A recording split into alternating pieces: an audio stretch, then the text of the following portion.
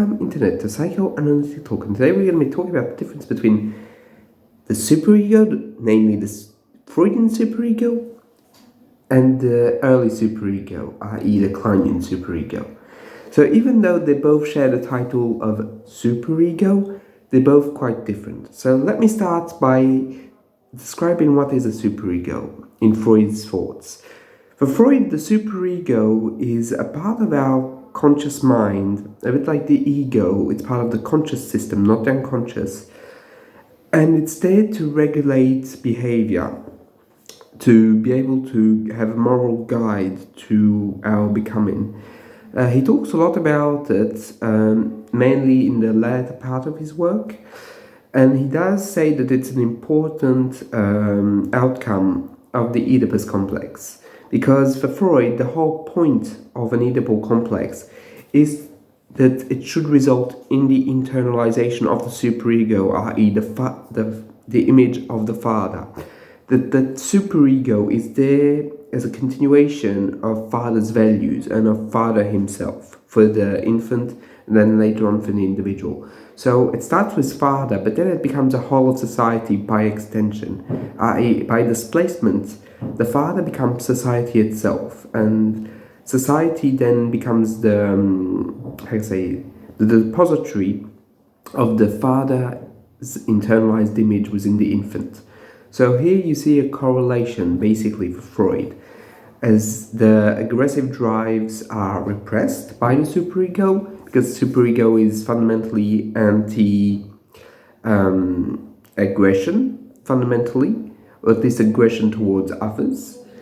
The fact is that all of this is going to create the perfect setup for the feelings of guilt. So it doesn't seem positive when I say the feelings of guilt, but in Freud's theory it's the best outcome, because as you can feel guilt, that means that the superego has been well built enough for you to be able to feel something that's akin to a feeling of regret, guilt, and that you are feeling guilty of what has happened, because basically your ego is being confronted by your superego. So I know that for a lot of people, namely Lacanians, the superego is not a set of moral values as such, but something more repressive. I'm not going to go down that path, as I feel that what the Lacanians qualify as superego is akin to what Mann Klein qualifies as early superego. So basically what you have to understand is that in Freudian psychoanalysis, having a superego is a good thing. That means the person is well structured enough to have something that's going to put a limit onto themselves and going to prevent them from just giving in to drives and the ego being weak to the id. So basically the superego has the function of maintaining the ego in check, and also by extension the id. So in this model, the superego is mainly conscious, as it's part of the ego, but it's a split off part, right? So it's very important, because when we're going to go to Kleinian theory very soon, it's going to be different. So what you have to understand is that you have superego, ego, then divide, and then the id. So there are parts of the ego and superego that are unconscious, but they're small parts. Right? Right. So the last thing I wanted to talk about is that for Freud, going back to this idea that society is basically an extension of the superego, he does talk about that in Civilization and its Discontents, a book that I reviewed, that basically at the core, we all have a collective superego. So it's not collective in the sense of Carl Jung's archetypes, but it's collective because fundamentally we all have the same society, and therefore there's a set of values that come from society that are imposed onto us. So even here we see that the superego is not set and fixed. Like there's the values of the father, of course, that he inculcates very early on to a child, and it's how the child also represents those values, because a child does not necessarily have the cognitive abilities of an adult. So the rules are going to be internalized in a childish fashion, but that's not negative, right? It's just the way it is. Children don't have the maturity nor the psychic development nor the intellectual development to understand every minute detail of the values, but they still internalize stuff, and You can see that very, very commonly, that from like 3, 4, 5, 6, children are going to be becoming very like, oh, this is not the rule, this not. Children have a phase where they're very rule-centric. Well, that's good, because basically that means the superego has been integrated to the frame of the mind, which is a fundamental positive. So that's the Freudian point of view. So superego equals the final stages of the Oedipus complex, when the child has renounced his unconscious drives in order to get into society, and the superego is the framework that's going to allow the child to remain within the social system in a way, both internally and externally. That's very good and fine. So for Freud, the superego, even if it causes pain sometimes, isn't that positive. Now we're going to move on to Melanie Klein. So the early superego is not constituted. What does that mean? That means that basically it's there from the get-go. The child is born with the early superego. So this early superego is quite different, because the child is not going to build it. It's basically, and you would have guessed it, part of the id. It's not part, like Freud, of this conscious structure. It's part of the unconscious structure. And contrary to the superego, this one is going to be not a set of values, but a set of perfection or of destruction, because basically that superego is going to be incredibly severe. It's not going to allow the child any default, any faults, any flaws whatsoever. The child needs to be perfect. And what's going to happen is that this early superego is going to attack the ego constantly. And to defend itself, the ego is going to project onto others its feelings of inadequacy, flaws, sadness, and so on and so forth. It's part of the schizoid paranoid position. If you know Kleinian theory, you know that that's a big part of it. So basically the ego cannot resist the attacks of the early superego. So therefore it has to be thrown out, pushed out, kicked out, in order for the ego to survive this.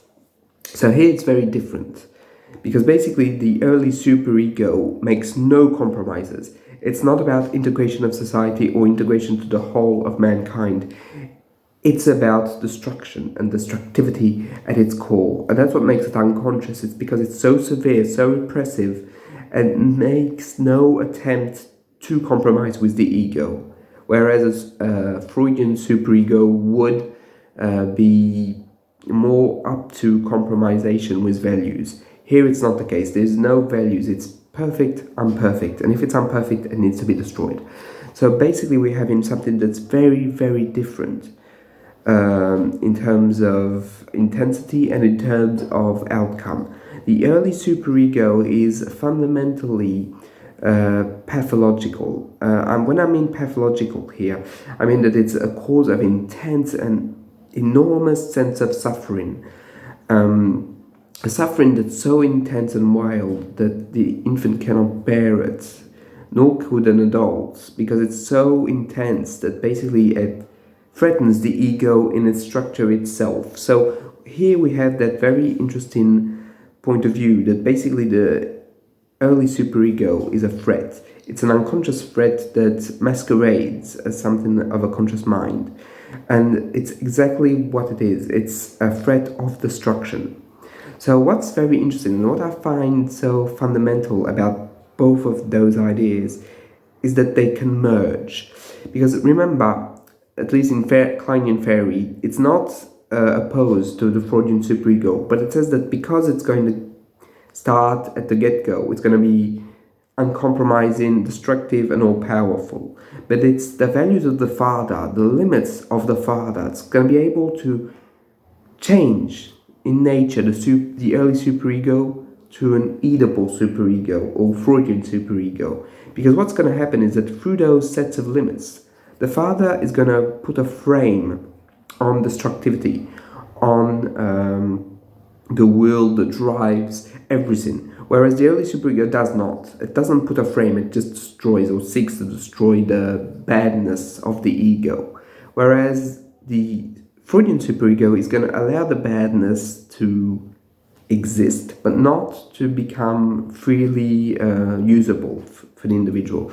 So, in my mind, how I conceptualize it is that the early superego could be summarized as if you do bad, you shall be destroyed. And the Freudian superego is if you do bad, you shall be punished.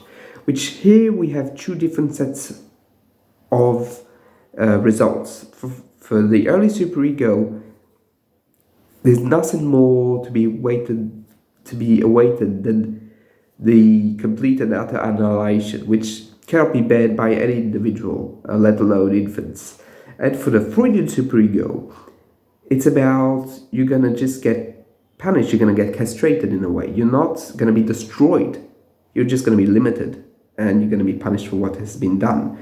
And basically, it's through an act of limits, of transmitting those limits, those borders, those punishments to the child. And when I mean punishments, I really have to stretch this. They cannot be unfair, brutal, unethical, right? It's just like, if there's a limit, the child must understand that limit must not be breached.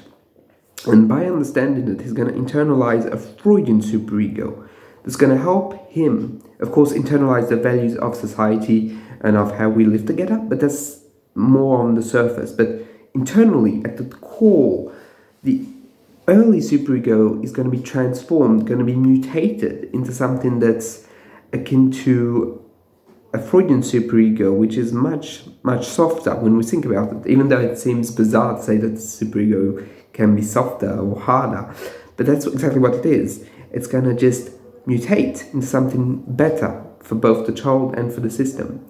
Because remember, the problem with the early superego is that if it doesn't become a Freudian superego, it's going to stay like that. And that's what creates also projection, hatred, will to destroy. It's because the people that have not been able to transform the superego remain with the early superego.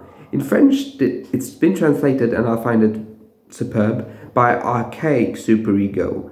And exactly what it is like the law of Talion. Basically, it's an eye for an eye, a tooth for a tooth. It's only in retribution, vengeance, and so on and so forth. So those people only think in black and white, because that's what the early superego creates, a black and white thinking. I have to be all good, because if I'm bad, I'm going to be annihilated, and that's unacceptable. So what happens is that I'm going to throw out the bad, so I'm perfectly good. So therefore, what has to happen is that the others that are bad need to get destroyed, as my superego would destroy me if I were to be imperfect. So here it's a very simplistic way of understanding, but I think it works quite well to try and understand the difference between those two systems that in a way are similar but very apart, very different, like on a spectrum. Kleinian superego is here and Freudian superego is here. And so you can see that both are not incompatible. It's not one or the other. Both can exist. And I should also stretch that it isn't as clear and cut. Like, even if this early superego is transformed into a Freudian superego, the individual, given a certain amount of stress, certain events, certain positions, can regress to an early superego that's going to be harder, more projective. But what's going to define mental health and the ability of a good psyche is that regression is not going to be total and absolute. The person is going to be able to come forward again with a Freudian superego, that the superego is not broken so hard that it just crumbles. That's the whole point of good parenting. It gives a good superego that's going to be able to guide the individual without threatening his existence, or without creating such a deep anxiety that the person has to have recourse to primitive defense mechanisms to survive. And I think that that's something that's top-notch when we think about it, that in a way the superego is not something bad. And I know that for a lot of theoricians, it's something that the superego on the whole is something bad, because our values come from our ego, but I don't really agree with that. I feel that the values do come from the superego. They're internalized via the superego. But the Freudian superego, the early superego, so Klein's version of the superego, is in of itself a fundamental source of suffering. And I do agree that that version of it is completely pathological and cannot be abided by, because that just leads to destruction, both of course of the others, as I've explained, but also of the self. Because remember, when there's no one else, the superego is going to turn on the ego, because that's how it works. The superego can only the ego can only project as long as there's someone to receive the projection. If there's no one else, then it turns on itself. And it's also what you see in groups. Like once the schizoparanoid group, right, gets rid of the enemy, of the threat, of the other, well, what's left? But inner fighting. And that's the problem, right? That's why those groups are so, in a way, so fragile. It's because once they get rid of the threat, they basically eat themselves like a bunch of wolves turning on each other. And that's why there always has to be another enemy in those systems. It's because if they ever were to be self-reflective, then they would start fighting and inner fighting. So at least that's my take on the phenomena.